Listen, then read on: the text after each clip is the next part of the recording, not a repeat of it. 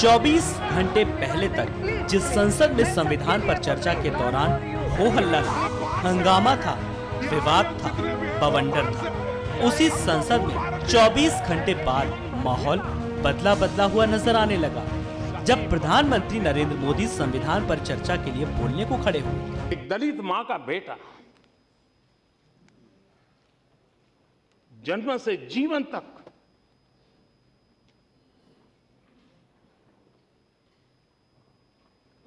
सिर्फ यातनाएं झेली,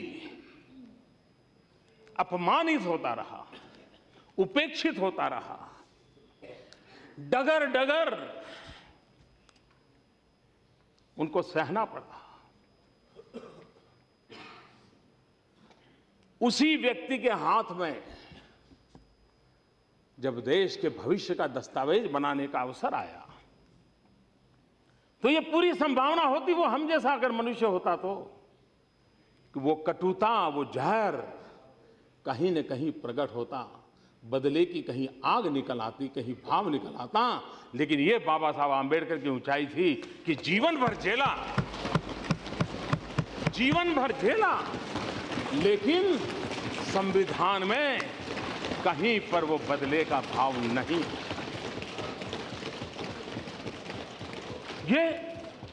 ये उस महानता, उस व्यक्तित्व की ऊंचाई है जिसके कारण ये संभव होता है।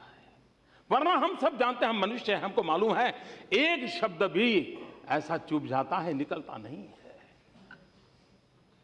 जीवन में कितनी ऊंचाई होगी, भीतर की सोच कितनी मजबूत होगी कि उस महापुरुष ने उन सारे जहर को पी लिया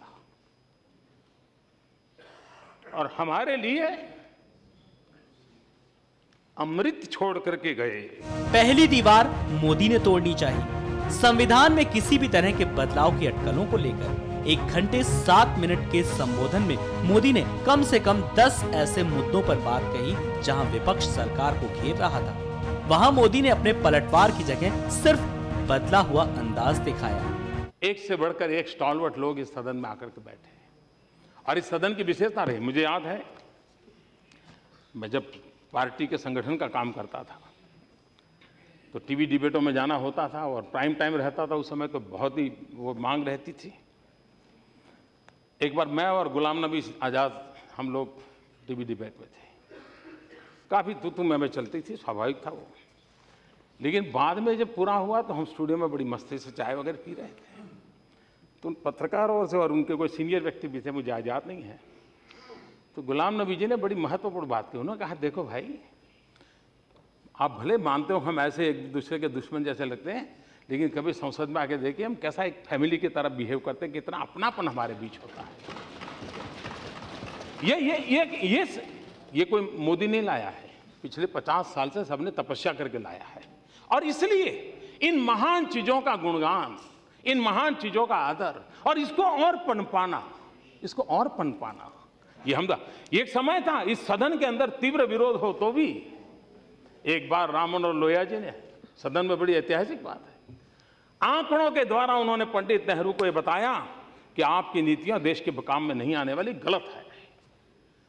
राम मनोहर लोहिया विपक्ष में थे, जम करके बोले, लेकिन गौरव तो इस बात का था कि पंडित नेहरू खड़े होकर के कह रहे हैं कि मैं आपके आंकड़ों को नकार नहीं सकता। ये ऊंचाई थी इस देश में, पंडित नेहरू ने ऊंचाई दिखाई थी।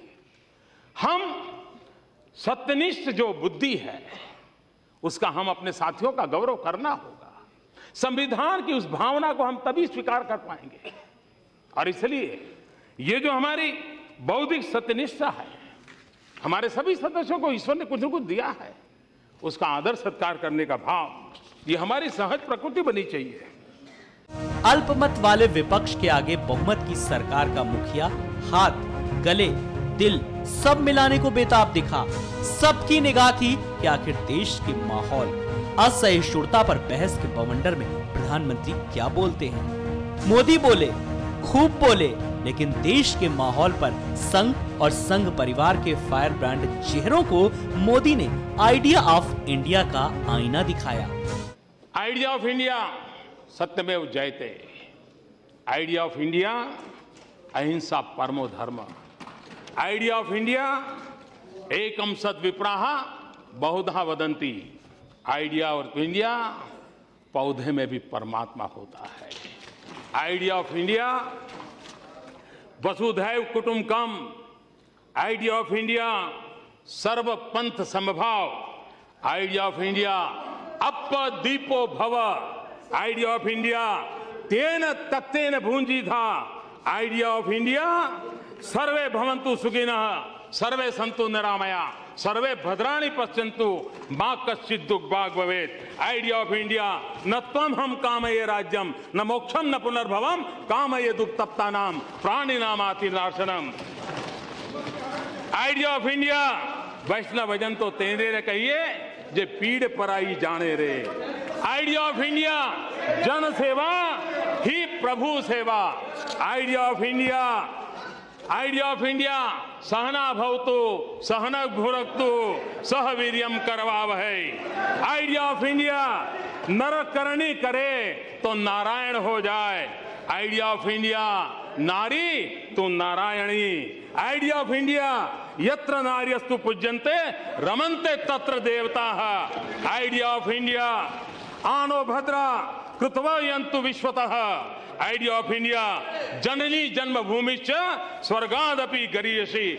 48 घंटे में संविधान और संविधान दिवस से जुड़ी चर्चा में जितने सवाल जितने विवाद खड़े हुए, मोदी हर सवाल हर विवाद पर बोले, खुलकर बोले, लेकिन बदले हुए अंदाज में बोले। हम भी एक परफेक्ट कानून नहीं बना पा रहे, ये हकीकत है।